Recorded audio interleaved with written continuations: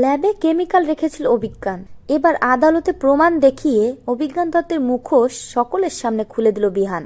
Compass ধারাবাহিকে দেখা যায় শুধুমাত্র অভিজিতের কথায় যখন কম্পাস নির্দোষ প্রমাণিত হয় না, কম্পাসের যখন শাস্তি দিয়েই দেয় আদালত, ঠিক তখনই দেবদূতের মতো হাজির হয় বিহান। বিহান সবার সামনে গলায় জোর দিয়ে বলে তার স্ত্রী নির্দোষ। সেদিন তার ল্যাবে আটকে থাকার পিছনে তার স্ত্রীর কোনো হাত নেই, আর তার স্ত্রী ওই ল্যাবে কোনো বিষাক্ত কেমিক্যাল রাখেনি। অভিজ্ঞান দত্ত অবজেকশন জানিয়ে বলে, মাই লর্ড, নিজের স্ত্রীকে বাঁচানোর জন্য বিহান এখন মিথ্যা কথা বলছে। বিহান সকলের সামনে বলে, মিথ্যা নয়, সত্যি বলছি। আর আমি এটাও জানি কে ল্যাবে কেমিক্যাল রেখেছিল। শুনেই চমকে যায় মহামান্য আদালত, চমকে যায় অভিজ্ঞান দত্ত নিজেও। ভাবতে থাকে একই, বিহান কি করে জানলো? কি বলতে চাইছে বিহান? বিহানের তো কোনো কিছু জানার কথা নয়। অন্যদিকে মহামান্য আদালত বিহানকে বলে, বিহান চৌধুরী, আপনি কি জানেন তাহলে কে রেখেছিল কেমিক্যাল? বিহান সবার সামনে চিৎকার করে বলে, হ্যাঁ আমি জানি। ওই দিন ওই ল্যাবে বিষাক্ত কেমিক্যালটা রেখেছিল অভিজ্ঞান দত্ত।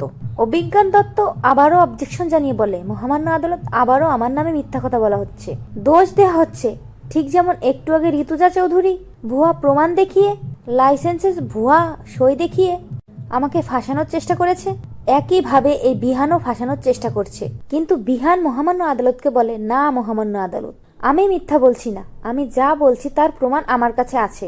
এই বলেই বিহান নিজের ফোনটা বের করে এবং ওই ফোন থেকে একটা ফুটেজ আদালতের সামনে পেশ করে।